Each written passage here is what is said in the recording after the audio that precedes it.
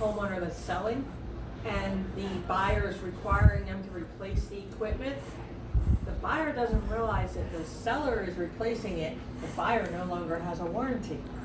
Yeah. It's the seller who has the warranty. Lennox, we had a bulletin about Lennox. They say within 90 days they'll transfer. A lot of the manufacturers don't, which is a very good point. The other good point that I constantly hear, and customer I was at yesterday, I'm selling my place as is. I'm not replacing that boiler. Okay, not a problem.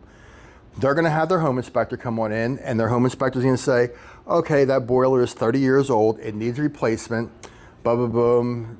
At that point, home inspectors aren't supposed to give a price, but a lot of them give a ballpark or verbal so they can stay out of the legal troubles. But the buyer is going to have some company come on out and give a price. And they're going to say, well, how much is the Ferrari? Sure. Oh, well, now we want to negotiate off of that as-is price. And they're going to negotiate off of Ferrari prices instead of a Chevy price.